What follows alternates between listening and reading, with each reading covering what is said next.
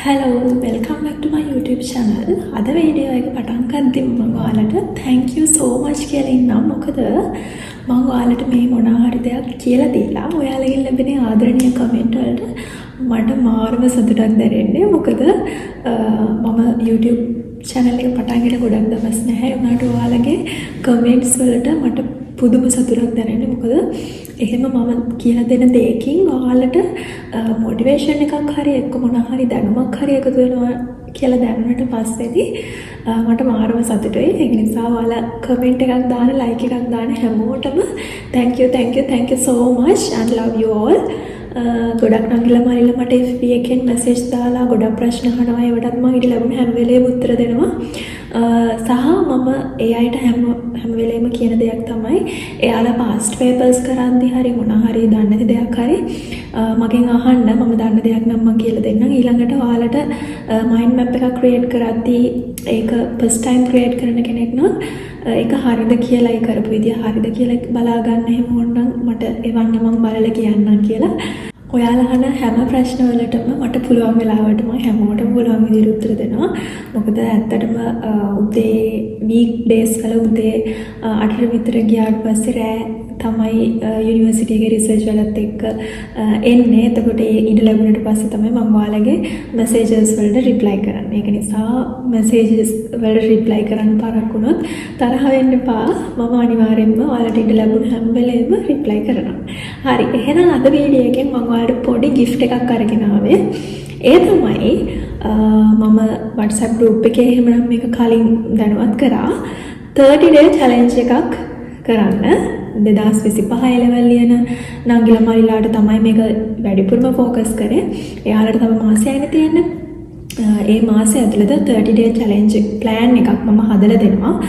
ඔයාලා ඒකට වැඩ කරන්න තමයි තියෙන්නේ. 2025 26 A level කරන අයට වෙනමම plan එකක් තියෙනවා. එතකොට ඒ plan එක මම WhatsApp channel එකට upload කරන්නම්. ඒකෙන් ඔයාලා download කරලා ගන්න. හරි. මම දැන් කියන්නම් කොහොමද මේ plan එකට අනුව වැඩ කරන්නේ කියලා. සබ්ජෙක්ට් තුනම කවර් කරගෙන කොහොමද පාඩම් කරන්න කියලා තමයි මේ ප්ලෑන් එක. ඇත්තටම මට ඕනේ උනේ මොකද ගොඩක් අයට තියෙන ප්‍රශ්නයක් තමයි සබ්ජෙක්ට් තුනම එක දවසේ කවර් කරගන්න ප්ලෑන් එකක් හදාගන්න බැරි එක. මේක මම දෙන්නේ ඔයාලට එක්සැම්පල් එකක් විදිහට විතරයි. මොකද ICT default තියලා ඉතුරු streams පහටම හරියන තමයි මේක හදලා තියෙන්නේ. ඒ කියන්නේ ඔයා හැම දවසකම සබ්ජෙක්ට් තව දෙකක් තියෙනවානේ ඔයාලට ICT අරුණාම. එතකොට subject 1 2 කියලා මම අරගෙන තියෙනවා මේ subject දෙක. ඒ subject දෙකයි ICT balance කරලා පාඩම් කරන්න ඕනි විදිය තමයි මේ plan එකේ තියෙන්නේ. හැබැයි එක subject එකක් ඒ දවස් ඇතුලේ පොඩක් වැඩිපුර focus එකක් දෙනවා අනිත් දෙකට වඩා. ඒ විදිහට තමයි මේක හදලා තියෙන්නේ. හරි. මුලින්ම 2025 level ලියන නංගිලා මල්ලිලාගේ plan එක බලමු. ඔයාලට හරියටම තව මාසයක් තියෙන්නේ. එතකොට ඔයාලා වැඩිපුර focus කරන්න ඕනේ past papers සහ ඔයාලා week කියලා හිතන parts වලට. එතකොට මේක වෙන්නේ මෙහෙමයි. උදාහරණයක් විදිහට ගත්තොත් පළවෙනි දවසේ අපි deep focus කරන්නේ ICT වලට. එතකොට ඔයාලට පුළුවන් ICT වල පළවෙනි දෙවෙනි පාඩම් දෙක cover කරනවා කියලා හිතන්නකෝ. ඉතිරි සබ්ජෙක්ට් දෙක ඔයා ෂෝට් රිවිව් විතරයි යන්නේ. ඊළඟ දවස් අවසානයේ ඔයා එදා දවසේ මතක තියාගත්ත ඔක්කොම මතකෙන්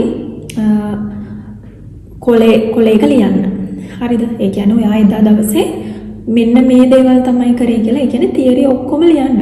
ICT වලට වෙනම, එතකොට අනිත් සබ්ජෙක්ට්ස් දෙකට වෙනම එහෙම ලියන්න. එතකොට ලියලා ඊට පහුවෙනිද ඔයා ආයෙ වැඩ කරන්න පටන් ගත්තට පස්සේ ආයෙ මතක් කරන්න මොනවද ඔයා කලින් දවසේ පාඩම් කරේ කියලා. ඒකල්ල ඒකත් ඔයාලට ඕනනම් ලියලා කරන්න පුළුවන්. එහෙම නැත්නම් මතක් කරන්න පුළුවන්. ඒ විදිහට ඔයාලට ඒක ඔයාලට ගැළපෙන විදිහකට කරන්න පුළුවන්.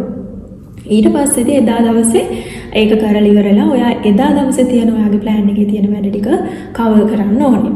හරිද?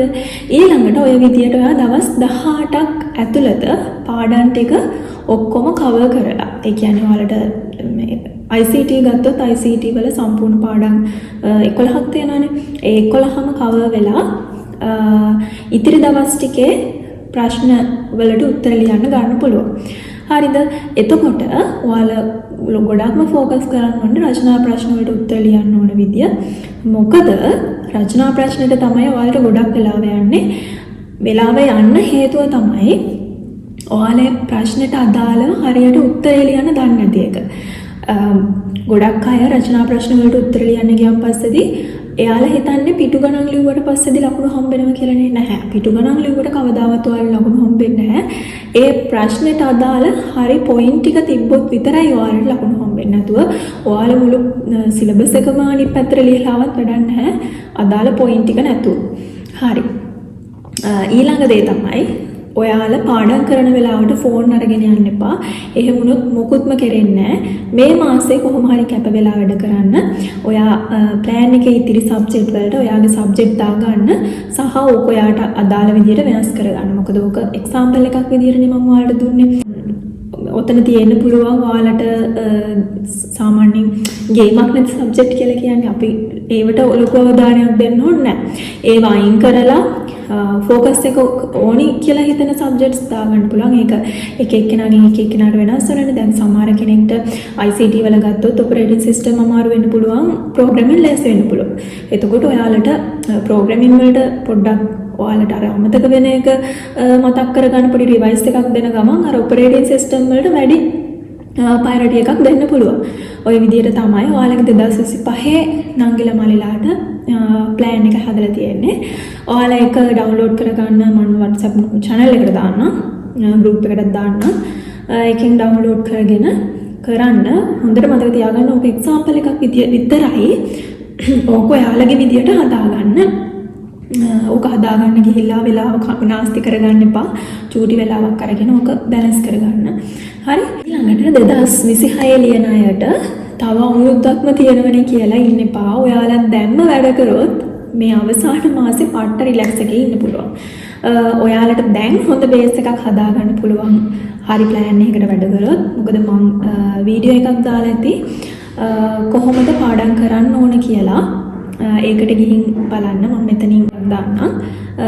ගිහිල්ලා ඒ මෙතඩ්ස් ෆලෝ කරලා මේ ප්ලෑන් එකත් එක්කලා ඔයාලා පාඩම් කරන්න පටන් ගන්න. එහෙනම් මම අදට ගිහින් එන්නම්. ඔයාලට මම කියපු දේවල් වල මොනවා හරි අපහැදිලි තැනක් තියෙනවා නම් කමෙන්ට් එකක් දාගෙන යන්න. සහ ඔයාලට මගෙන් තව දැනගන්න මොනවා හරි තියෙනවා නම් ඒවත් පහලින් කමෙන්ට් එකක් දාගෙන යන්න. එහෙනම් මේ වගේ තව වීඩියෝ දාපු ගමන් බලන්න channel එකත් subscribe කරලා තියාගන්න. එහෙනම් මම අදට ගිහින් එන්නම්. ඔයාලට සුබ දවසක්.